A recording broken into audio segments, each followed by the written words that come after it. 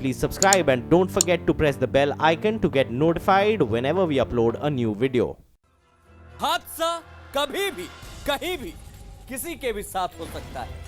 आपने अभी अभी जो सुर्खियां देखी उससे आप समझ ही गए होंगे कि दुनिया के हालात अब करवट लेने लगे। जंग की जिद सिर उठाने लगी है और तबाही के बादलों ने अब अपना घेरा लगाना शुरू कर दिया है। दरअसल दो जानी दुश्मन अब एक दूसरे को सबक सिखाने की गरज से आमने सामने पूरी तरह से आने को तैयार दिख रहे हैं। जी हां, हम बात कर रहे हैं इजराइल और ईरान की, क्योंकि बीते कुछ बरसों में यह शायद पहला मौका है जब दोनों तरफ से बातों की बौछार के साथ साथ बारूदी बरसात भी देखने को मिली है।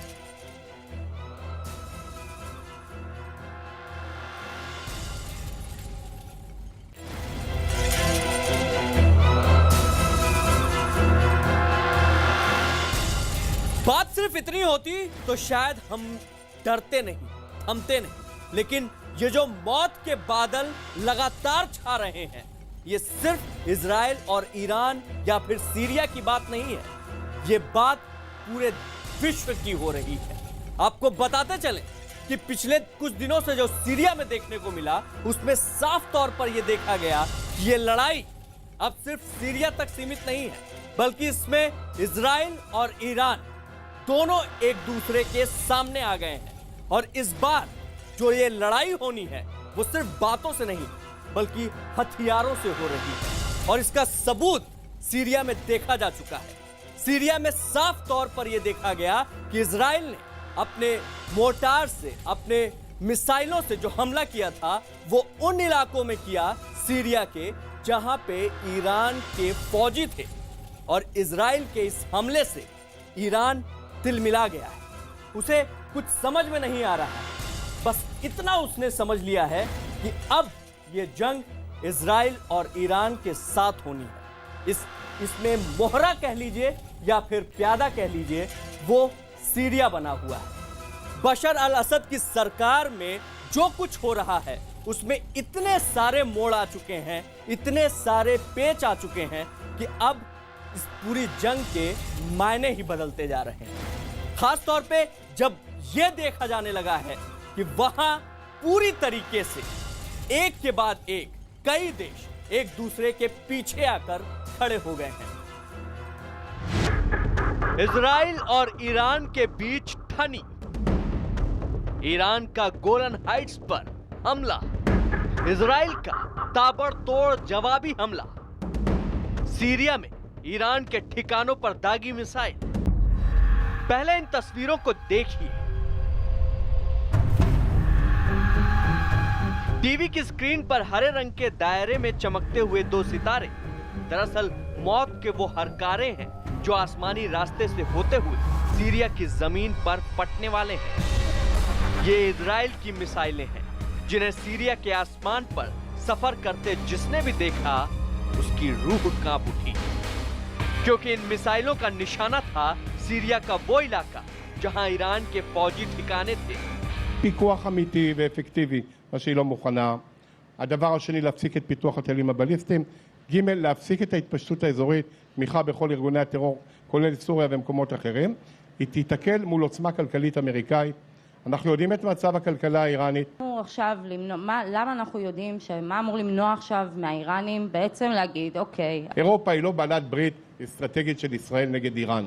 אירופה מוכנה שאיראן תלך ותתקדם ותתקדם. सीरिया की जमीन पहले से ही जंग के धमाकों से दहली हुई है, लेकिन अब उस जमीन पर दो जानी दुश्मनों ने एक दूसरे के खिलाफ तोप का मुंह खोलने का इरादा किया है। इजराइल और ईरान के बीच जमाने से दुश्मनी ठनी हुई है, लेकिन यह पहला मौका है जब 2011 के बाद गृह युद्ध की आग में झुलस रहे सीरिया की जमीन पर इजराइल ने अपनी मिसाइलों का रुख ईरान को निशाना बनाने के लिए किया। इजराइल की सेना ने गुरुवार को दावा किया कि सीरिया में मौजूद ईरानी सेना ने गोलन हाइट्स पर मौजूद इजरायली सेना के ठिकाने पर करीब 20 रॉकेट और मिसाइलें दागी हैं। सेना के प्रवक्ता का दावा है ईरानी मिसाइलों से कोई नुकसान नहीं हुआ, क्योंकि मिसाइल रोधी प्रणाली से उन्हें बीच में ही नष्ट कर दिया गया। इन तस्वीरों की गवाही है कि आधी रात के वक्त जब ईरान की अल-कोट्स ब्रिगेड ने गोलन पहाड़ी के इलाके में अपना बारूद बरसाया तो वहां का मंजर कैसा रहा होगा। दमिश्क से आई खबरों पर यकीन किया जाए तो सीरिया की विमान रोधी प्रणाली ने गुरुवार सुबह इजराइल की ओर से सीरिया पर दागी गई मिसाइलों को नष्ट किया। रूस की तरफ से दावा किया गया है कि इजराइल ने जितनी भी मिसाइलें दागी थीं, उसकी आधी मिसाइलों को सीरिया ने हवा में ही मार गिराया। فبكفاءة نوعية وجهوزية عالية تمكنت منظومات دفاعنا الجوي من التصدي وتدمير قسم كبير। इजराइल पहले ही कह चुका है कि अगर सीरिया ने ईरान को अपनी जमीन का इस्तेमाल करने से नहीं रोका तो हम राष्ट्रपति बशर अल असद को खत्म कर देंगे। ये इस बीच सामने आई शायद सबसे बड़ी धमकी है। इजरायली सेना का दावा यही है कि उसकी मिसाइलें ऐन अपने तय निशाने पर ही गिरी, जिसमें सीरिया में मौजूद ईरानी सेना के खुफिया ठिकाने, हथियारों के भंडार और सैनिक हेडक्वार्टर जद में आए हैं। दावा तो यहां तक है कि हमले में कई एयर डिफेंस सिस्टम भी तबाह हुए हैं। हालांकि शुरू में सीरिया ने यह दावा किया था कि इजराइल के हमले में कोई हताहत नहीं हुआ, लेकिन सुबह तक आते आते ये अल्फाज बदल गए। ताजा सूरत हाल ये है कि सीरिया ने माना है कि इजराइल की मिसाइलों ने कम से कम 24 से ज्यादा लड़ाकों की जान ले ली है। और चौंकाने वाला पहलू यही है कि यहाँ भी मरने वालों में ईरानी सबसे ज्यादा है। ये बात तो खुद इजरायली मानते आए हैं कि वो सीरिया में गृह युद्ध की आग में अपने हाथ नहीं जलाना चाहते। अलबत्ता ईरान के हथियारों को तबाह करने के लिए उसने बीते 7 सालों में 100 से ज्यादा हवाई हमले किए हैं, ताकि आतंकी संगठन हिजबुल्लाह पर रोक लगाई जा सके। और ये सीरिया की जमीन पर ईरान के खिलाफ किया गया इजराइल का अब तक का सबसे बड़ा हमला है। हालांकि मध्य एशिया के हालात ने तभी करवट लेने का इशारा कर दिया जब अमेरिका ने मंगलवार को ईरान परमाणु समझौते से खुद को अलग कर लिया। अमेरिकी राष्ट्रपति डोनाल्ड ट्रंप के इस फैसले के बाद ईरान में इसकी तगड़ी प्रतिक्रिया देखने को मिली, जिससे इस इलाके में तनातनी बढ़ने के आसार बनने लगे हैं। ईरानी राष्ट्रपति ने आगाह किया है कि इससे देश की मुश्किलें बढ़ेंगी। यकीनन एक सवाल तो खड़ा होता ही है कि आखिर ईरान एक बहुत बड़ा मुल्क है, जबकि इजराइल उसके मुकाबले कहीं छोटा देश।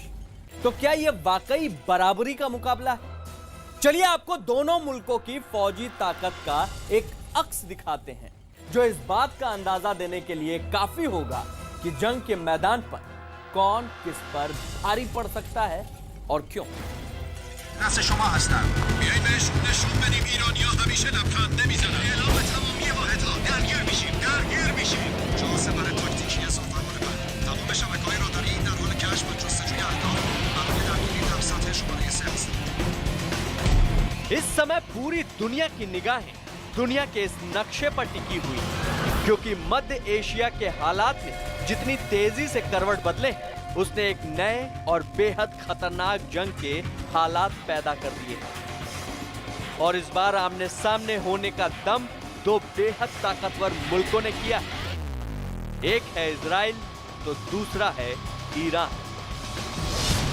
धरती के नक्शे पर बेशक ईरान क्षेत्रफल के हिसाब से इजराइल के मुकाबले बहुत बड़ा मुल्क है, मगर फौजी ताकत के मामले में इजराइल का कोई तोड़ नहीं। दुनिया की रैंक में इजराइल को 15वां स्थान हासिल है, जबकि ईरान की फौज 21वें नंबर की फौज कहलाती है।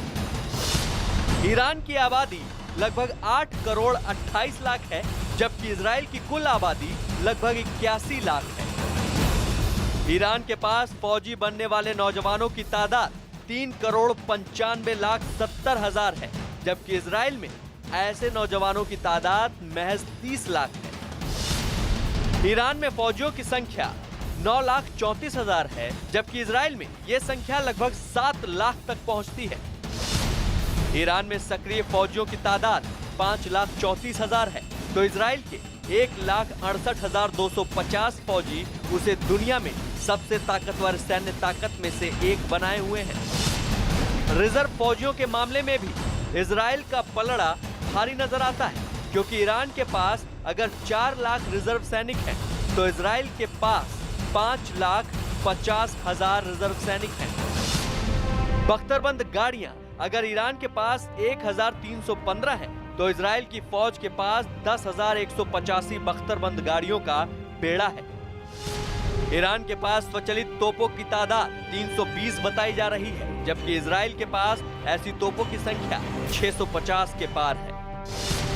एक जगह से दूसरी जगह ले जाई जाने वाली तोपों के मामले में ईरान आगे है। उसके पास 2078 ऐसी तोपें हैं, जबकि इजराइल के पास सिर्फ 300 ऐसी तोपें हैं। ईरान ने करीब 1474 रॉकेट दागने वाले प्रोजेक्टर अपनी सरहदों पर तैनात कर रखे हैं, जबकि इजराइल के पास सिर्फ 48 ही ऐसे प्रोजेक्टर हैं। एयरक्राफ्ट के मामले में इजराइल का पलड़ा भारी है। उसके पास 652 लड़ाकू फाइटर्स हैं, जबकि ईरान के स्क्वाड्रन में 477 जहाज हैं। लड़ाकू विमान के मामले में ईरान के पास 137 फाइटर प्लेन हैं, जबकि इजराइल के पास इनकी तादाद 243 है। हमला करने वाले विमान ईरान के पास 137 हैं, जबकि इजराइल के पास इनकी संख्या 243 है। ईरान के पास 203 मालवाहक जहाज हैं, जबकि इजराइल के पास इनकी संख्या 101 है। ट्रेनर एयरक्राफ्ट के मामले में ईरान काफी कमजोर दिखाई दे रहा है। उसके पास 79 ट्रेनर एयरक्राफ्ट हैं, जबकि इजराइल के पास 219 हैं। ईरान की एयरफोर्स के पास 126 हेलीकॉप्टर हैं, जबकि इजराइल की एयरफोर्स के पास 143। जंग के मैदान में हमला करने में सक्षम हेलीकॉप्टर ईरान के पास अगर 12 हैं, तो इजराइल के पास 48 हेलीकॉप्टर की ताकत है। नौसेना के मामले में ईरान का पलड़ा थोड़ा भारी दिखाई देता है। हालांकि दोनों ही देशों के पास कोई भी एयरक्राफ्ट कैरियर नहीं है, लेकिन ईरान के पास 5 फ्रिगेट हैं, जबकि इजराइल के पास एक भी नहीं। दोनों के ही पास कोई डिस्ट्रॉयर नहीं है, लेकिन दोनों की ही नौसेना के पास 3-3 कोवर्ट्स हैं। पनडुब्बियों के मामले में ईरान काफी आगे है। उसके पास 33 पनडुब्बियां हैं, जबकि इजराइल के पास महज 6। गश्ती नौका के मामले में ईरान बेहद मजबूत है। उसके पास 230 नौकाएं हैं, जबकि इजराइल के पास सिर्फ 32। समुद्री सुरंग के मामले में ईरान का पलड़ा भारी दिखाई देता है। ईरान के पास माइन वारफेयर 10 हैं, जबकि इजराइल के पास एक भी नहीं। सैन्य तेल खपत के मामले में ईरान का कोई सानी नहीं। उसके सैनिक 18,70,000 बैरल हर रोज तेल की खपत करते हैं, जबकि इजराइल के सैनिकों के खाते में हर रोज 2,40,000 बैरल ही आता है। डिफेंस बजट के मामले में इजराइल बेहद मजबूत है। ईरान का रक्षा बजट 6 अरब 30 करोड़ डॉलर का है, जबकि इजराइल का रक्षा बजट 15 अरब 50 करोड़ डॉलर है। न्यूक्लियर पावर के मामले में भी अभी ईरान का खाता नहीं खुला है, जबकि इजराइल के पास 80 से 120 तक छोटे मगर ताकतवर हथियार हैं।